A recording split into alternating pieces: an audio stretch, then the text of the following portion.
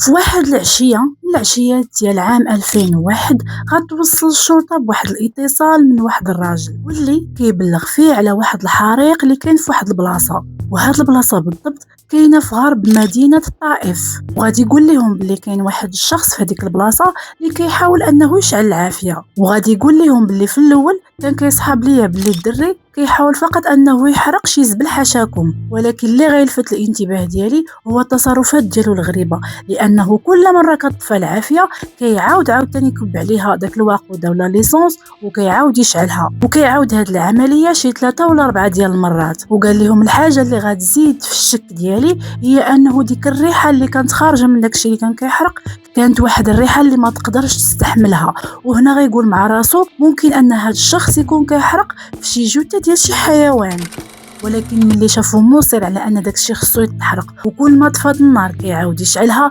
هنا فين غادي يشك وغيقول مع راسو ممكن هذا يكون كيخفي في شي اثار ديال شي جريمه. واللي غادي يزيد ياكد الشكوك ديالو هو انه غير حس بهذاك الشخص كيشوف فيه غادي يمشي يضربها بجريه، غيركب في الطوموبيل ديالو وغادي يهرب.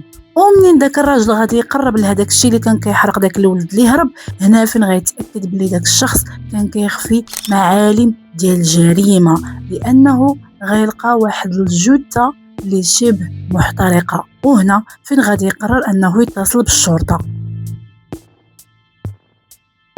وفعلا منين الشرطه غادي توصلوا بالاتصال ديال داك الشخص غادي يمشيو على وجه السرعه لديك البلاصه اللي غادي يوصفها لهم. وهنا فين غادي يديروا التحريات الاوليه ديالهم، وغادي يعرفوا باللي هذاك الشيء اللي كان كيتحرق كان عباره على واحد الجثه متفحمه ديال شي شخص ميت. وهنا فين غيتاكدوا باللي هما امام شي مجرم خطير اللي قتل الضحيه ديالو بدون شفقه ولا رحمه. وغادي يزيدوا يتخلعوا لانهم عمرهم ما شافوا شي حاجه بشعه بحال داكشي اللي شافوه داك النهار. ولكن اللي غيزيد يصدمهم هو من غادي يعرفوا هذيك الضحيه شكون هي، ومنين غادي يعرفوا شكون هذا اللي ارتكب فيها الجريمه، لانه كان من اقرب المقربين لها، ومستحيل شي شخص اللي عقله سليم يرتكب شي جريمه بحال هذه في واحد الشخص اللي مقرب ليه بزاف. منين غادي يوصلوا البوليس لهذيك البلاصه غيصيفطوا الجثه لمستودع الاموات باش يتم التشريح ديالها وباش يتعرفوا على الهويه ديالها واهم شيء سبب الوفاه. وفي نفس الوقت غادي يديو هذاك الشخص اللي اتصل بهم باش يستجوبوه، وعلى امل انهم يلقاو عنده شي معلومات اخرى اللي توصلهم الفاعل. غادي يتعاون معهم مزيان لانه غادي يعطيهم بعض الملامح ديال داك الدري اللي كان تما داك النهار. ولحسن الحظ انه غادي يعقل حتى على المواصفات ديال ديك السياره اللي جا بها داك النهار لديك البلاصه. ولحسن الحظ انهم غادي يلقاو في البلاغات ديال الاختفاء نفس الاوصاف اللي كاينين عند هذاك الدري، وحتى نفس الاوصاف اللي كاينين عند ديك الجثه اللي لقاوها داك النهار، لانه شي ناس حطوا واحد البلاغ ديال الاختفاء ديال وولدها. وهذا الولد في عمره 20 عام وسميتو أسامة، اختفى في نفس النهار هو والأم ديالو في نفس الوقت. وباش يزيدوا يتأكدوا غادي يتسناو البوليس حتى غادي يخرج تقرير ديال التشريح الطبي. وفعلا منين غادي يديروا هذا التشريح هذا غيلقاو باللي ان السيده واحد السيده اللي كبيره في العمر، وهي نفس السيده اللي اختفت في النهار فاش اختفى أسامة والأم ديالو. اما بالنسبه للسبب ديال الوفاه ديالها فهو الضرب على الراس، يعني تضربت بزاف ديال المرات على الراس ديالها من غير هذوك الطعنات اللي تعرضت لهم في الجسد ديالها. وماشي غير هذا الشيء وانما غيلقاو انها وقبل ما نكملوا الاحداث ديال القصه غنرجعوا عند أسامة والام ديالو اللي تختفاو تقريبا هذه سيمانه. غتفيق الام ديال أسامة واحد النهار غتمشي عند الولد ديالها بما انها عندها 7 ديال الوليدات وأسامة هو الصغير فيهم، هو ساكن معاها يعني في نفس الدار، واخوته الاخرين كاملين مزوجين. وكانت الام ديال أسامة فيها واحد القاعده هي انها مره كتمشي عند واحد من وليداتها، كل مره كتمشي عند شي واحد فيهم يا اما كتغدى معاه ولا كتعشى معاه، حتى هذاك النهار اللي غتقرر فيها انها تمشي عند ولدها اللي كبير. وهذا الولد ديالها ساكن في مدينه الطائف، غتمشي عنده غتبقى عنده شي ايامات. وفاش غادي يوصل الليل غتقول لي عافاك ولدي ديني لداري لانني خليت خوك أسامة في الدار وما كاين اللي طيب ليه. غادي يحاول ولدها انه يقنعها انها تزيد تبقى معاه ولكن هي غتبقى مصرة حتى غادي يوافق وغادي يديها لدارها. منين غادي يوصلها للدار غادي يحطها حدا الباب ديال الدار وغيقول ليها راه منين غادي نوصل للدار غنصوني عليك باش نطمئن عليك، خصوصا ان الام ديالو كانت شويه عيانه وكان كل شويه كيطمئن عليها. من مورا ما غيحطها وغادي يسلم عليها غادي يمشي في حاله لدارو وغادي يدوزو شويه ديال السويعات، غادي يهز التليفون باش يطمئن على الام ديالو. منين بدا كيصوني عليها غيلاحظ بلي ان التليفون كيصوني ولكن ماماه ما كتجاوبوش. غادي يحاول يتصل بها بزاف ديال المرات ولكن ما كتجاوبش. وهنا فين غادي يقرر يتصل بخوه أسامة. وفعلا منين غادي يصوني على خوه أسامة غادي يجاوبو وغادي يقول ليه طمني على الام ديالي راه كنصوني عليها وما كتجاوبنيش. غادي يقول ليه أسامة انا دابا راه ما كانش في الدار ولكن كون هاني راه الام ديالي فاش خرجت من الدار راه خليتها صحه سلام وما بها حتى شي حاجه. ولكن واخا هادشي كامل الاخ الكبير ديال أسامة جاه شويه هادشي بشكل وما تيقش خوه، خصوصا ان النبره ديال الصوت ديالو متغيره. وهنا فين غادي يفكر انه يتصل بالاخت ديالو لانها كانت مزوجه وساكنه في واحد البلاصه اللي قريبه للدار ديال الام ديالهم. وفعلا غادي يتصل بها غادي يقول لها واش ممكن تمشي تشوفي الام ياك ما وقع عليها شي حاجه، خصوصا انني كنصوني عليها ولكن ما كتجاوبش. تقول ليه اختو صبر عليا حتى الغدا ان شاء الله وغادي نمشي في الصباح بكري ونطمئن عليها. ولكن خوها ما صبرش وبقى كيصوني عليها الليل كامل بدون جدوى وكيبقى يصوني على أسامة وحتى أسامة ما بقاش باغي يجاوبو. غيجي الصباح وغادي تطلع الشمس غادي تمشي الاخت باش تطمئن على الام ديالها. منين غادي توصل للدار ديال ماماها غتبدا تدق الباب ولكن حتى شي واحد ما كيرد عليها. غتبقى تدق حتى غتعيا وغتفكر باللي عندها السوارت مضوبلين ديال دارهم، بحكم انني قلت لكم ان الدار ديالها ما بعيداش بزاف على البلاصه فين ساكنه الام ديالها. غتمشي ترجع للدار وغتجيب الطوبل ديال السوارت وهنا فين غادي تحل الباب ديال الدار.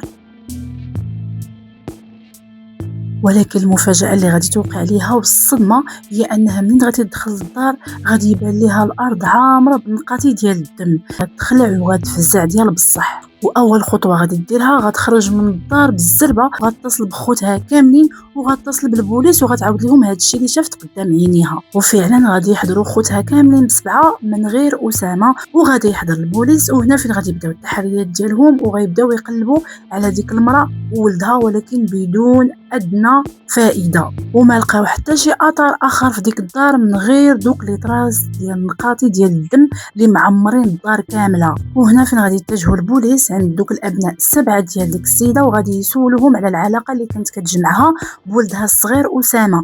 غادي يقولوا لهم بلي العلاقه ديالهم كانت مزيانه على بعضياتهم، خصوصا ان الام ديالهم كانت كتفضل اسامه عليهم بزاف بحكم انه كان هو الصغير عندها وكانت مدلله لواحد الدرجه كبيره لدرجه ان اسامه بسبب داك الدلال اللي كانت مدلله ماما غادي يتمرد وكان اي حاجه كيبغيها كان خصها تحضر في الحين. وغادي يقولوا لهم بلي مؤخرا الام ديالهم كتشكي منه بزاف لانه ولا مدمن على المخدرات وكانوا كيتضاربوا على هذا الموضوع من بين فتره وفتره وكان ديما كيطلب من الام ديالو انها تعطيه الفلوس باش يشري هذوك المواد. والجيران غادي يقولوا لهم بلي داك النهار سمعنا الصداع ديال اسامه والام ديالو كانوا كيغوتوا وكانوا كيتضاربوا، ولكن هذا الشيء راه كان ماشي غير هذاك النهار، يعني كانت شي حاجه مألوفه اللي كانت كتوقع بزاف ديال المرات ما بيناتهم. يعني هذاك الوضع جاهم عادي وكلهم كانوا عارفين بلي اسامه كيتضارب مع ماماه لانها ما كتبغيش تعطيه الفلوس باش يشري هذوك المواد. داكشي علاش الشرطه ديال المنطقه كامله غتكون عارفه بأسامه، لان البوليس غادي يعمموا الخبر ديال الاختفاء ديالو في كاع المراكز ديال الشرطه اللي كاينين في هذيك المنطقه. وداكشي علاش غادي يعرفوا نيشان باللي داك السيد اللي كان كيحرق في هذيك الجثه راه هو نفسه اسامه. الشرطه غدير الجهود ديالها كامله باش تقلب على اسامه لانهم قالوا بما انه جاب الجثه لهذيك البلاصه غالبا ما غاديش يكون عنده الوقت الكافي باش انه يخرج من هذيك المدينه دغيا. وحتى بالنسبه للطوموبيل ديالو كيعرفوا الاوصاف ديالها، يعني ما غاديش يكون صعيب عليهم انهم يلقاوه دغيا. ما غاديش يدوز بزاف ديال الوقت حتى غادي يشدوه في واحد البلاصه. من غادي يشدوه غادي يمشيو يديوه باش يحققوا معاه. في الاول بدا كينكر وكيحاول انه يراوغ الاسئله ديال البوليس، ولكن من غادي يزيروه مزيان وغيواجهوه بالادله هنا فين غادي ينهار وغادي يعترف ليهم بكل شيء. وهنا فين غادي يقول لهم اسامه باللي داك النهار فاش رجعت الام ديالو غادي ينوض بيناتهم واحد الصداع اللي كبير بزاف، لان الام ديالو رفضات انها تعطيه الفلوس باش يشري هذوك المواد. هو غادي يفقد السيطره وغيبقى يغوت على الام ديالو، والام ديالو بدات كتقول ليه ياك المسخوط، هذه هي تربيتي فيك، ياك المدمن، حياتي كامله فنيتها عليك باش في الاخر طلع مسخوط الوالدين. غير غادي يسمع هاد الهضره غادي يزيد يجعر وما غيعقلش على راسو، غادي يمشي نيشان الكوزينه وغيهز واحد السكين كبير وغيبقى يضربها في راسها بزاف ديال المرات.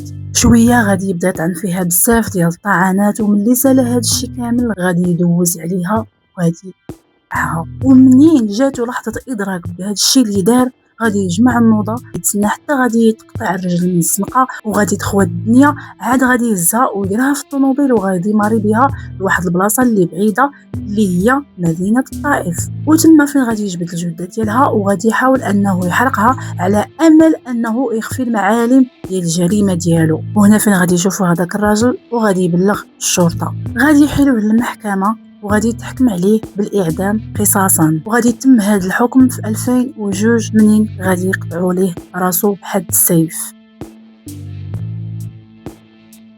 كانت هذه هي القضيه المقترحه اليوم. نتمنى ان شاء الله ان الفيديو ينال الاعجاب ديالكم، ولا عجبكم ما تنساونيش من لايك ومن الكومنتير، ونشوفكم ان شاء الله في الفيديو الجاي. باي باي.